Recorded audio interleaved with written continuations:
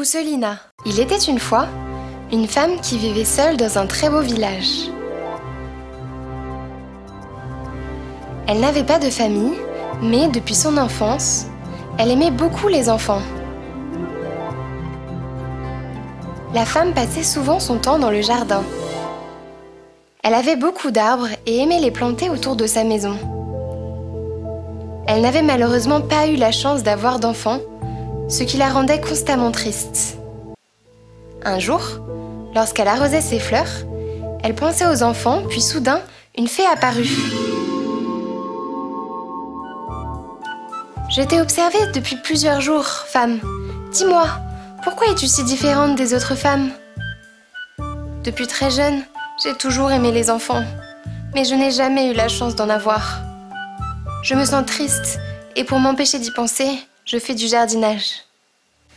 Ne sois pas triste, s'il te plaît, je viens t'aider. » La fée remua donc sa baguette magique et lui remit une graine de fleur. La fée lui dit que ce n'était pas une graine ordinaire et qu'elle contenait des pouvoirs magiques. Elle ordonna à la femme de semer la graine dans un pot et de le placer à un endroit exposé aux rayons du soleil. La fée lui recommanda aussi de l'arroser tous les jours avec amour. Elle bénit la femme et disparut. Immédiatement, la femme sema la graine dans un pot de fleurs et le plaça à la fenêtre où il y avait le plus de rayons de soleil. La femme arrosa et prit soin de la fleur chaque jour, comme la fée le lui avait recommandé. La graine devint une plante, puis une belle fleur poussa dessus. Cette belle fleur ressemblait à une tulipe. La femme fut très heureuse lorsqu'elle vit la fleur et lui fit un bisou. Aussitôt qu'elle fit le bisou à la fleur, elle s'ouvrit et brilla magnifiquement. À sa surprise, elle vit une petite fille à l'intérieur. Elle prit la petite fille dans ses mains, l'embrassa et dit « À partir d'aujourd'hui, je serai ta mère. » La fille était si petite qu'elle ne faisait même pas la taille d'un pouce. Ainsi, elle la nomma Pousselina. Cette petite fille fit disparaître sa solitude.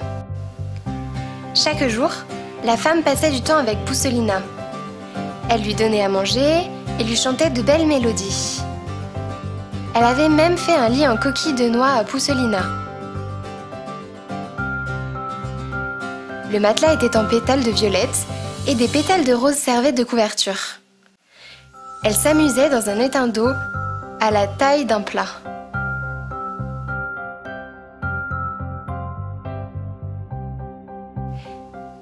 Les jours passèrent et, une belle nuit, une grenouille sauta sur la fenêtre.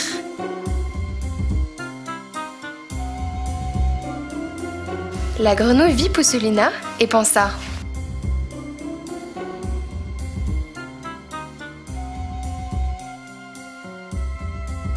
Wow, quelle belle créature! Si mon fils épousait cette fille, ils seraient très beaux ensemble. Je dois immédiatement emmener cette fille loin d'ici. » La grenouille prit donc Pousselina ensemble avec sa coquille de noix et partit avec elle. Dans un lac tout près, le fils de la grenouille attendait sur un rocher et lorsqu'il vit Pousselina, il fut hypnotisé par sa beauté. Il remercia sa mère d'avoir eu la brillante idée de lui avoir amené Pousselina. Inquiet que Pousselina pourrait tenter de s'enfuir, la grenouille et son enfant allèrent la déposer sur une feuille de lotus au beau milieu du lac. Lorsque Pousselina se réveilla, elle vit qu'elle était toute seule, sur une feuille au milieu d'un lac. À côté, les grenouilles préparaient le mariage et Pousselina pouvait entendre ce qu'ils disaient. Elle n'aima pas l'idée d'épouser une grenouille et se mit à pleurer. Près de la feuille sur laquelle Pousselina était assise, il y avait quelques poissons qui avaient aussi entendu ce que disait la grenouille. Ils voulaient sauver Pousselina. Ainsi, ils coupèrent les tiges de la feuille et aidèrent Pousselina à s'échapper.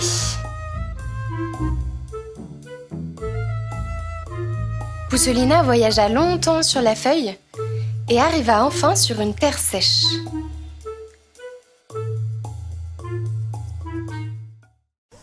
C'était l'hiver et elle avait extrêmement froid.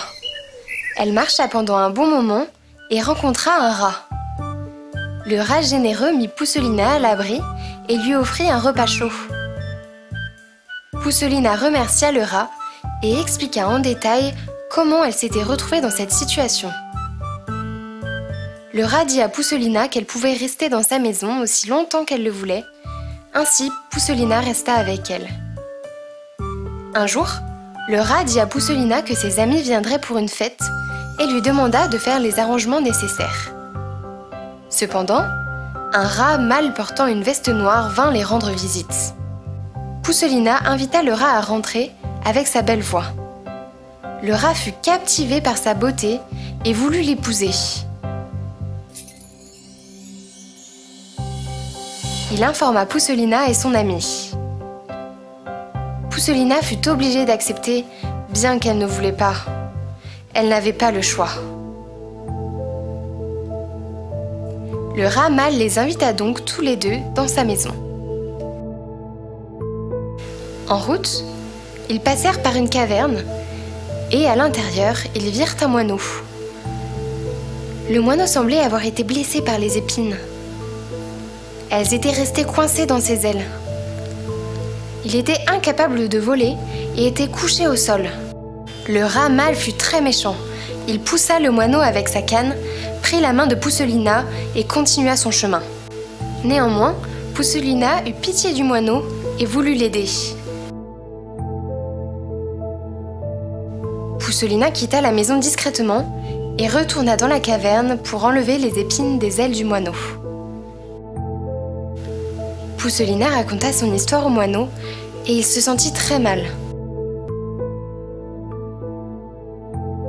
« Viens avec moi et je te mettrai en sécurité. » Au même moment, le rat mâle cherchait Pousselina et venait vers elle. Lorsque le rat appela son nom, Pousselina l'entendit mais décida de partir avec le moineau. Elle s'assit sur son dos et tous les deux partirent ensemble. Le rat mâle les vit partir et resta perplexe.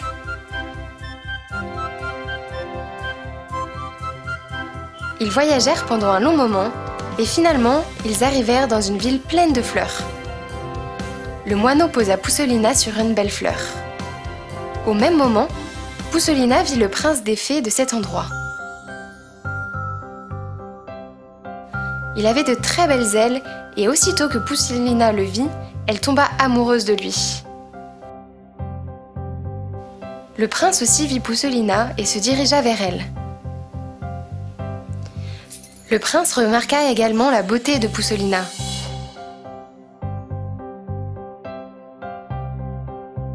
Il la demanda en mariage et Pousselina accepta joyeusement. Aussitôt qu'elle accepta, une paire d'ailes apparut sur elle. Ils se marièrent et devinrent roi et reine du royaume des fleurs.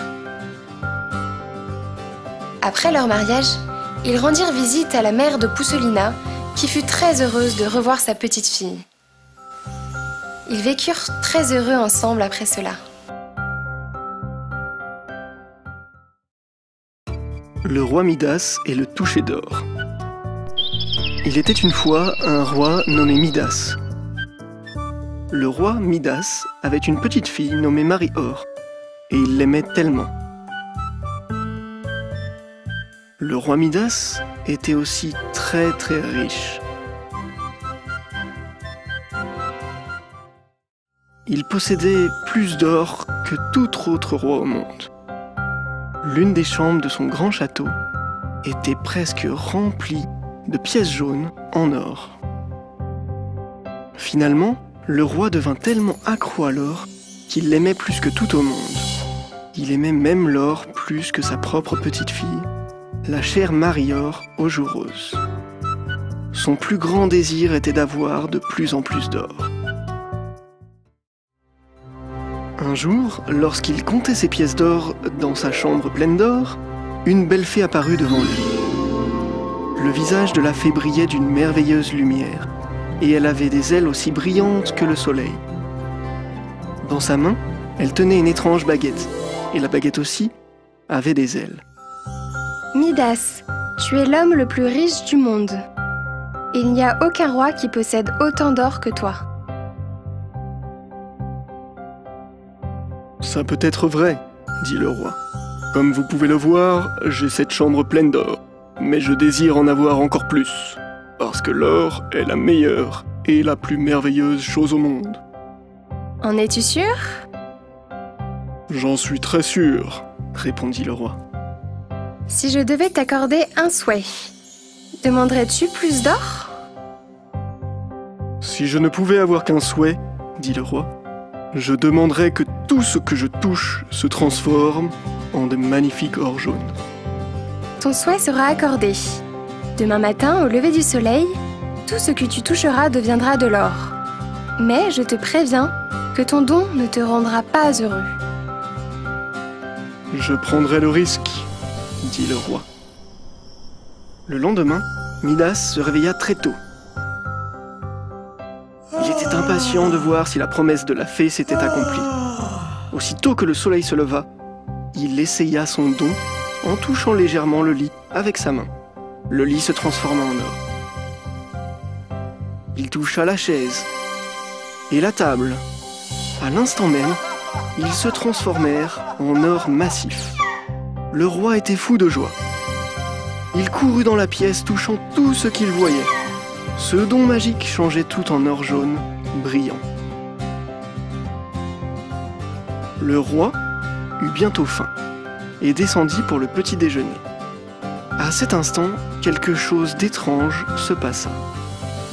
Lorsqu'il souleva un verre d'eau fraîche pour boire, il devint de l'or massif. Pas une seule goutte d'eau réussit à traverser ses lèvres. Le pain se transforma en or sous ses doigts. La viande était dure, jaune et brillait. Il ne put rien manger. Tout était de l'or, de l'or, de l'or. Soudain, sa petite fille vint dans le jardin en courant. De toutes les créatures vivantes, elle était la plus chère. Père, père! Elle courut dans ses bras et l'embrassa. À l'instant où ses lèvres la touchèrent, la petite fille fut transformée en statue d'or. Une grande peur s'empara du roi, balayant toute joie de sa vie. Dans sa peine, il appela et appela la fée qui lui avait donné le pouvoir du toucher d'or. « Ô fée, supplia-t-il, ôte-moi ce terrible don. Prends tout mon territoire, prends tout mon or, prends tout et ramène-moi seulement ma petite fille. » Un moment après, la belle fée se tenait là devant lui. « Penses-tu toujours que l'or est la chose la plus merveilleuse au monde? » « Non, non, cria le roi. Je déteste la vue même de tout objet. » « Es-tu sûr de ne plus vouloir toucher d'or? » « J'ai appris la leçon, dit le roi. Je ne pense plus que l'or soit la chose la plus merveilleuse au monde. » Très bien. Prends cette cruche. Elle contient des larmes de fée. Asperge les choses que tu as touchées et change en or. Une fois que tu auras fait ceci, tout redeviendra normal. Le roi prit la cruche et courut à l'intérieur. Il aspergea premièrement la tête de sa chère petite fille. Instantanément, elle redevint Marie-Or, sa fille chérie, et il la couvra de baisers. Le roi aspergea la nourriture, et à son grand bonheur, ils redevinrent du vrai pain et du beurre. Ainsi, lui et sa petite fille prirent le petit déjeuner ensemble. L'eau était rafraîchissante. Le roi détesta tellement son toucher d'or qu'il aspergea même les chaises et les tables et toute autre chose qu'il avait transformée en or. Il avait appris la leçon et compris que l'or ne pourrait pas lui procurer tout le bonheur du monde.